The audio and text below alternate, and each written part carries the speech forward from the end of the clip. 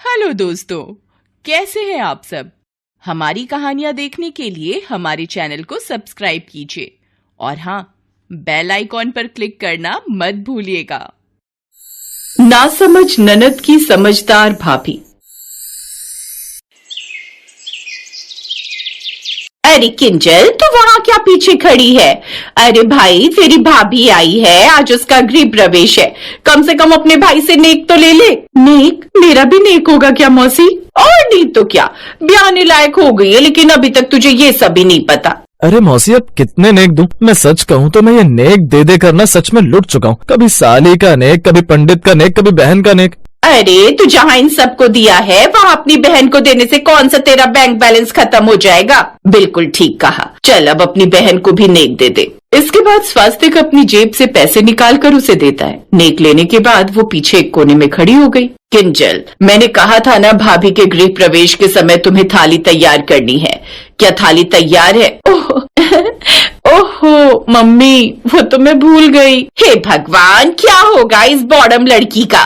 तभी तो अभी तक इसकी शादी ना हुई। एक मेरी बेटी नेहा है, तुझसे 2 साल छोटी है, फिर भी अपने भाई की शादी में एक टांग पर ऐसी खड़ी रही कि क्या ही कहूँ। सब काम संभाल लिया था उसने, लेकिन तू ना सच में इतनी बड़ी घोड़ी हो गई। लेकिन अभी तक तेरे अंदर बिल्कुल भी अकल नहीं आई। अभी तक तो शक्ल से ही बेवकूफ लगती है, लेकिन तुम तो सच में भी बड़ी ही बेवकूफ हो। सबके सामने मौसी किंजल को कई बातें सुनाती है, जिससे वो शर्मिंदा होकर अपना सर नीचे कर लेती है। ये देख दरवाजे पर खड़ी उसकी भाभी शिवन्या को उस पर बड़ी दया आती है। बेचारी मेरी ननद कितनी मासूम भोली है, और मौसी जी बेकार ही उन्हें ये सब बातें सुनाई जा रही हैं। फिर मौसी आरती की थाली लाकर तैयार करती है और नई बहू का गृह प्रवेश करवाती है। इसके बाद शिवन्या भी अपने कमरे में चली जाती है, लेकिन वो बात अभी भी शिवन्या को खटक रही थी और वो इस बारे में अपने पति से बात करती है। मेरी एक बात समझ नहीं आई कि मौसी जी ने इतना कुछ कह दिया ननद जी को, लेकिन उन्होंने एक शब्द नहीं कहा, बल्कि एक कोने में खड़ी रही। अरे हो जाता है, अब शादी ब्याह का घर है, कोई बात दिमाग से निकल भी जाती है। इसका मतलब ये थोड़ी ना उस बेचारी को इतना कुछ सुना दो। किंजल बचपन से ही ऐसी है शिवन्या। वो ना तो किसी से ज्यादा बात करती है, ना ही उसकी ज्यादा सहेलियां है, जिससे वो ज्यादा समझदार भी नहीं हुई। वो थोड़े भोले स्वभाव की है, तो सबको लगता है कि वो बॉडम है, इसीलिए वो सब लोग उसे 10 बातें सुना देते हैं। लेकिन ये तो ठीक बात नहीं है ना स्वास्तिक जी। हाँ, मैं तो ज्यादा घर पर रहा नहीं, पहले हॉस्टल, फिर कॉलेज और उसके बाद यहाँ आकर नौकरी, तो उससे ज्यादा बात ही नहीं हो पाती थी। और माँ भी ज्यादातर बीमार ही रहती है, इसीलिए वो अपने कमरे में लेटी रहती थी। मेरी तुमसे एक रिक्वेस्ट है, मेरी बहन थोड़ी नासमझ है, अगर उससे कभी कोई गलती हो भी जाए ना, जाने अनजाने में, तो उसे माफ कर देना। उस बेचारी ने ज्यादा दुनियादारी देखी नहीं है। अरे स्वास्तिक प्लीज ये रिक्वेस्ट मत कीजिए। और रही ननद जी की बात, तो मैं उन्हें पहले दिन ही समझ गई, उनका बचपना और नासमझी दोनों। लेकिन आप फिक्र मत कीजिए, भाभी भी तो माँ का ही दूसरा रूप होती है ना, और भाई पिता का। तो हम दोनों मिलकर हमारी प्यारी सी ननद को समझा देंगे। शिवन्या एक बहुत ही समझदार लड़की थी। वो भी एक बड़े घर की बेटी थी, लेकिन फिर भी उसमें संस्कार अच्छे से भरे हुए थे। अगली सुबह वो सुबह समय से उठकर चाय बनाकर ले आती है। ये लीजिए माँ जी आपकी चाय, वो भी अदरक लौंग वाली। आपको कल से खांसी हो रही है, मैं देख रही थी, इससे आपको आराम मिल जाएगा। ओफो बहू, तुझे भला ये सब करने की क्या ही जरूरत थी?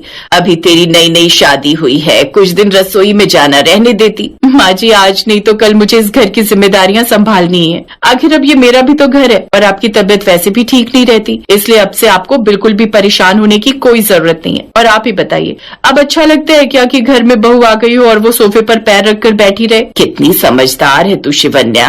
काश ऐसी समझदार मेरी किंजल भी होती। मुझे तो बस उसकी शादी की फिक्र सताती रहती है। आपको बिल्कुल भी ननद जी की चिंता करने की जरूरत नहीं है, मैं हूँ ना, मैं उन्हें समझा दूंगी। जैसी बहू मुझे चाहिए थी, बिल्कुल वैसी ही बहू मिली है मुझे। सच कहूँ तो अब मुझे मेरी बेटी की चिंता नहीं हो रही, उसके पास इतनी प्यारी भाभी जो आ गई है।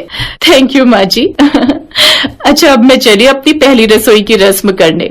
कुछ देर बाद शिवन्या उन सब के लिए बहुत ही बढ़िया खाना बनाकर लाती है, जिसे खाकर सभी घर वाले उसकी खूब तारीफ करते हैं, लेकिन ननद चुपचाप खाती रहती है।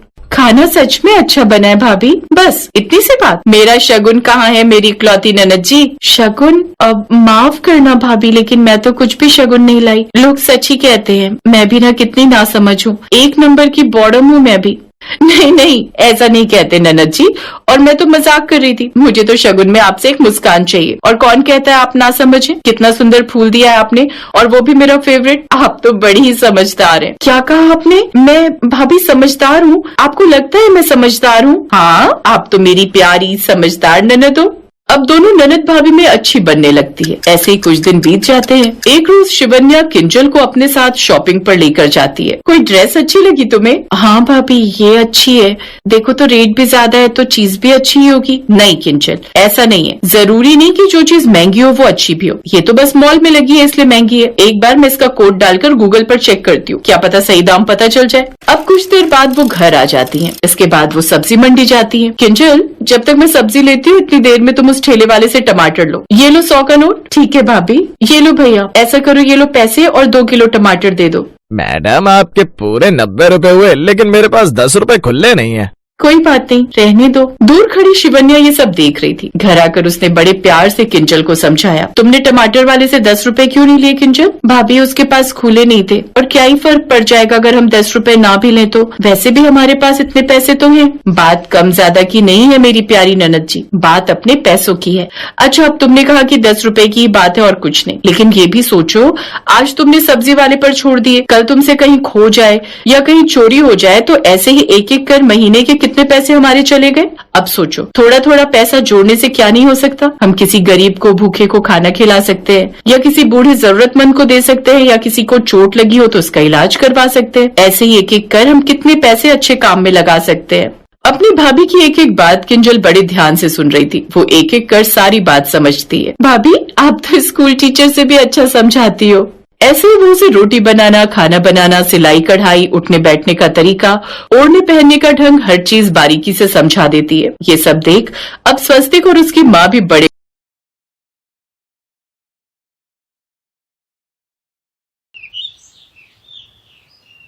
कविता की माँ का बचपन में ही देहांत हो गया था।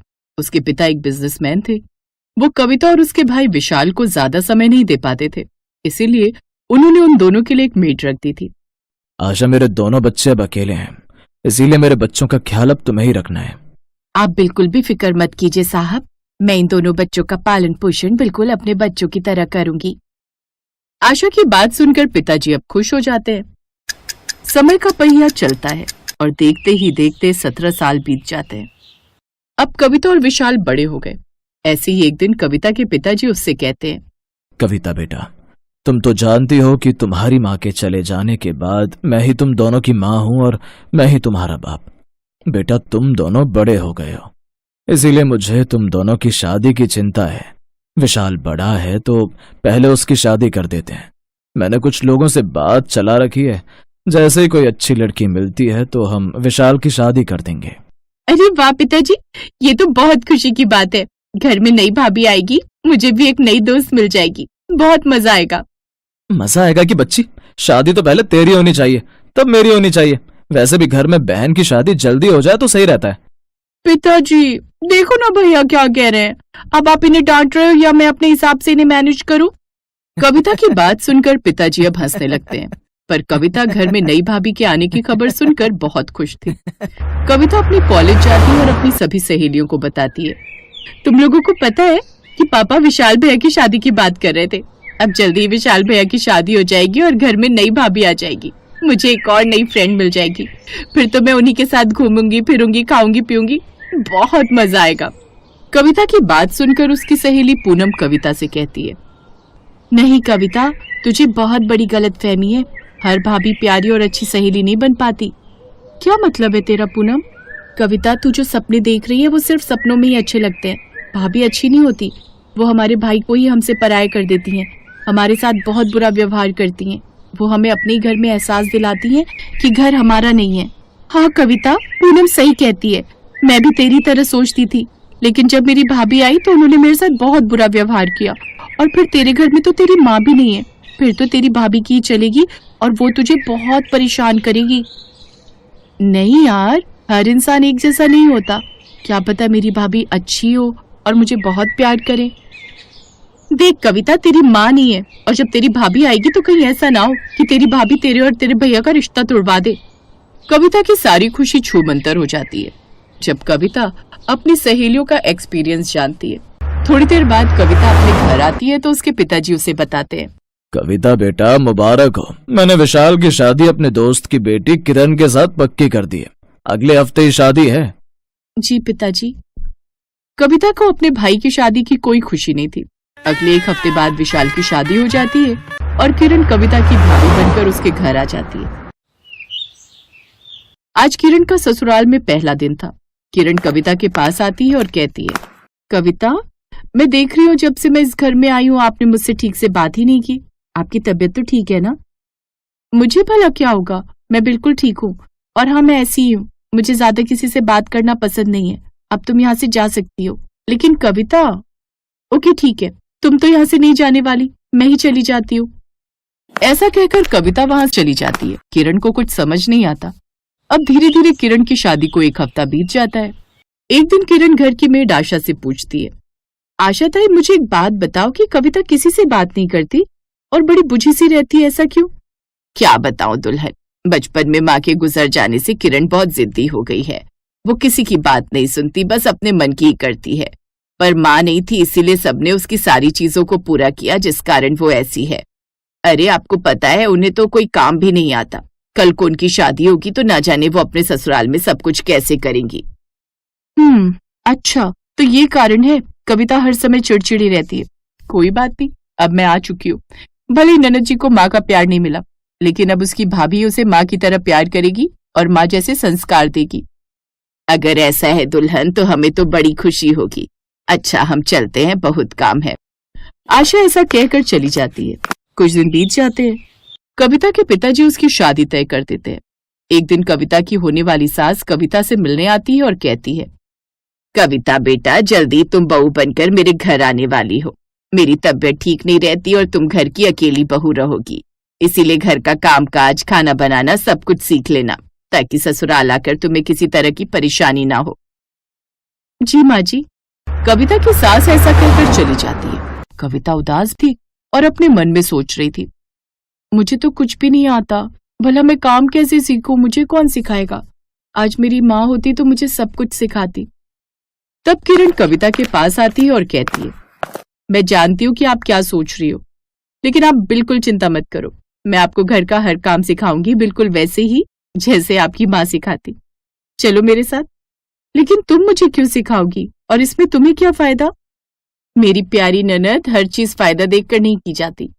तुम मेरी इकलौती ननद हो और मैं अपनी ननद का घर बसते देखना चाहती हूँ, ना कि उजड़ते। इसलिए अब चलो। कविता किरण के साथ रसोई में जाती है। किरण कहती है, कविता, आज से आप रोज मेरे साथ खाना बनाना। आज हम आलू के पराठे बनाएंगे। अब किरण ने आलू उबाले और कविता को आलू छिलने के लिए दिए। कविता, मैंने आटा गूंथ दिया है, आप आटे में आलू का भरावन भरकर इसे बेलो और मैं सेकती हूँ।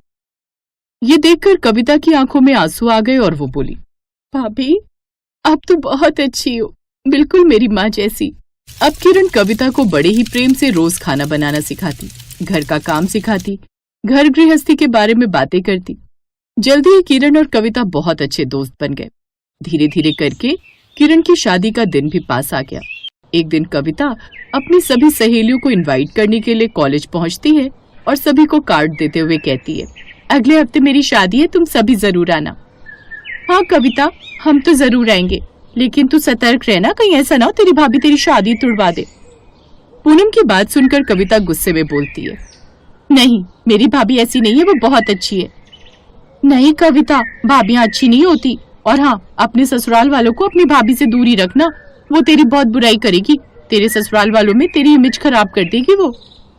अब कविता को अपनी सहेलियों की बात पर भरोसा नहीं था, इसलिए वो गुस्सा होते हुए बोली, नीलम, सभी भाभियां एक जैसी नहीं होती। तुम्हारी भाभी ऐसी होगी, लेकिन मेरी भाभी तो बिल्कुल मेरी माँ जैसी है। उसने मुझे मेरी माँ जैसी ही हर चीज सिखाई और वो मेरी शादी से बहुत खुश है। मैं अपनी भाभी से बहुत प्यार करती हूँ और मैं अब अपनी भाभी के खिलाफ एक भी बात नहीं सुनूंगी। ऐसा कहकर कविता गुस्से में घर आ जाती है और अपनी भाभी को सारी बात बताती है और कहती है, भाभी, कोई कुछ भी कहे, लेकिन मैं जानती हूँ कि अगर मेरी माँ जिंदा होती तो वो बिल्कुल आप जैसी होती। ये सुनकर नीलम ने कविता को गले लगा लिया और इस तरह बिन माँ की ननद को मिली माँ जैसी सिखाने वाली भाभी। हेलो दोस्तों, कैसे हैं आप सब?